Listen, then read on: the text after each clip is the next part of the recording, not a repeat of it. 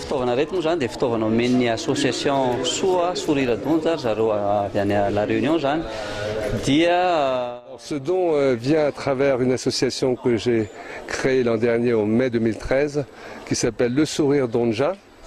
En fait, parce que j'ai résidé 6 mois à Madagascar, j'ai récupéré et j'ai aidé une petite fille tétraplégique que j'ai trouvée à Annalakal. On s'est dit qu'on allait monter une association loi 1901, donc on a nommé l'association Le Sourire Donja à cause de cette petite fille, ou plutôt grâce à cette petite fille.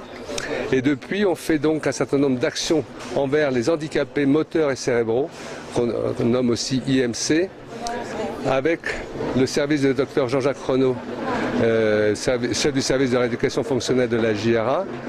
On envoie du matériel qu'on récupère à La Réunion, on récupère ça dans les hôpitaux, dans les centres d'enfants paralysés. Comme vous pouvez voir, des fauteuils roulants, des fauteuils confort. Là, on a récupéré 50 matelas pour le service neurochir du docteur Tsir ici, qui est là-bas, vous avez vu peut-être tout à l'heure. Dès qu'on fait un conteneur par voie maritime, c'est très difficile pour obtenir la gratuité du dédouanement. Donc, notre dossier depuis le 23 août, qu'on a commencé ce conteneur, a été résolu uniquement la semaine dernière. Vous voyez, le laps de temps que ça demande 3 mois. Tout ça parce que ça passe au Conseil des ministres. C'est le Conseil des ministres qui prend la résolution d'accorder ou pas la gratuité des douanes et aussi la gratuité de la TVA. Donc il faut aussi que le ministère des Finances soit d'accord. Donc c'est un gros problème pour nous, associations mais de métropole comme de La Réunion. Il y a beaucoup de gens à La Réunion qui ont cessé de faire des conteneurs à cause de ces lourdeurs administratives, parce que c'est beaucoup d'énergie, beaucoup d'argent et parfois on n'y arrive pas. Vous savez que la pathologie des paralysés moteurs cérébraux, le docteur Jean-Jacques Renaud a pu vous dire, c'est une des premières pathologies de Madagascar, à cause du fait que les enfants naissent dans de mauvaises conditions. Donc s'ils ont un manque d'oxygène au niveau de la naissance pendant 1 minute, même pas si le cerveau n'est pas irrigué, bah ils sont paralysés moteurs et cérébraux. Donc comme c'est une grosse pathologie, il y a beaucoup à faire ici, parce que vous savez qu'à Madagascar aussi, ces enfants handicapés sont rejetés, puisque c'est un peu le mauvais sort qui est tombé sur la famille. Donc ils ont la double peine, la peine d'être handicapés et deuxièmement la peine d'être rejetés. Un topo, une présentation pour l'équipe médicale du service, et on a eu des consultations d'1 ou 2 patients. On continue cet après-midi à partir de 14h et sur tout le long de la semaine. On va faire des consultations d'enfants qui ont été vus déjà en consultation en avril dernier par le docteur Bonhomme et d'enfants qui n'ont jamais été vus en consultation encore. Quel serait votre constat à propos de ce que vous avez vu de votre consultation ici en Madagascar, de ces quelques patients que vous avez rencontrés?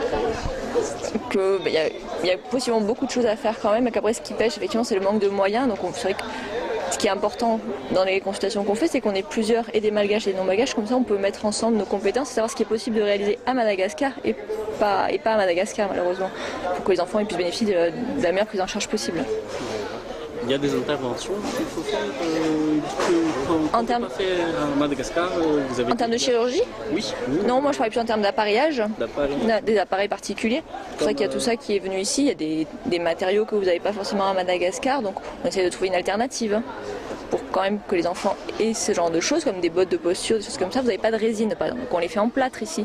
Enfin, on essaie de trouver des petits moyens pour essayer d'améliorer un petit peu les choses pour ces enfants. Voilà. C'est bon. En fait, moi j'ai une approche très particulière qui est, je pense, très complémentaire avec la médecine de rééducation.